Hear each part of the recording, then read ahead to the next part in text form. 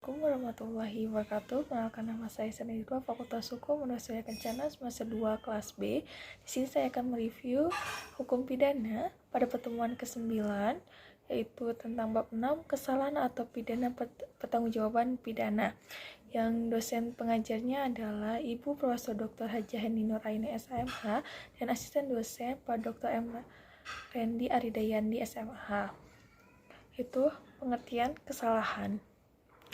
Kesalahan itu merupakan unsur subjektif dari tindak pidana Kinstrafzonderschuld yang tidak terdapat dalam KUHP tetapi terdapat dalam hukum tidak tertulis. Kesalahan adalah keseluruhan syarat yang memberi dasar untuk adanya pencelaan pribadi terhadap perbuatan pelaku tindak pidana. Dalam arti yuridis dibagi menjadi dua, yaitu kesengajaan, dolus atau offset, yang kedua kealpaan atau culpa. Unsur-unsur kesalahan: kemampuan bertanggung jawab, adanya hubungan batin antara pelaku dengan perbuatannya, yaitu yang berupa kesengajaan atau kealpaan, tidak adanya alasan pemaaf. Pengertian kesengajaan, dolus atau offset. Dalam KUHP tidak ada definisi tentang kesengajaan, tetapi dalam MVT atau Memory Found to Lifting, kesengajaan diartikan dengan menghendaki dan mengetahui atau willing and wanting. Jadi dikatakan sengaja apabila pelaku menghendaki apa yang dilakukannya dan mengetahui perbuatan yang akan dilakukannya. Atas dasar itu, pelaku mempunyai kehendak untuk mewujudkan Wills Theory, unsur-unsur dari rumusan undang-undang. Selain itu, pelaku juga menghendaki akan akibat yang timbul atau pelaku juga sudah dapat membayangkan akan akibat yang nanti timbul. Perbedaan kedua teori ini dalam hal akibat dari keadaan yang menyertainya, walaupun dalam praktek penggunaan teori ini sama. Corak atau bentuk kesengajaan.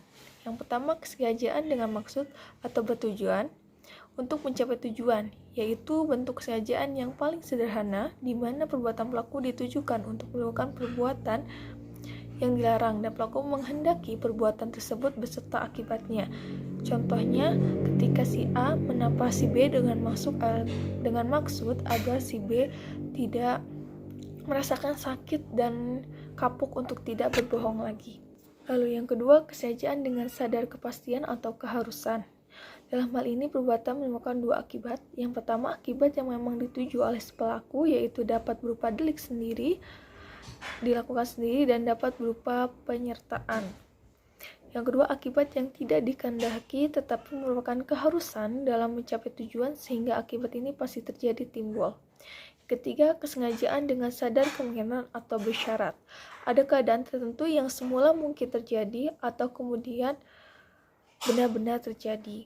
Contohnya adalah arrest Quaitard di kota Huizen, negara Belanda.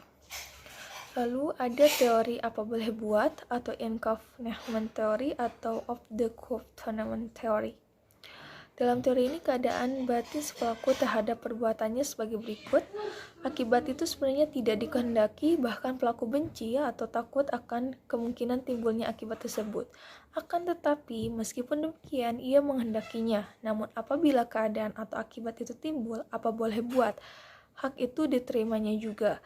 Ini berarti pelaku berani memikul resiko. Sekian dari saya, maaf karena banyak kekurangan. Wabillahi taufiq wal hidayah. Wassalamualaikum warahmatullahi wabarakatuh.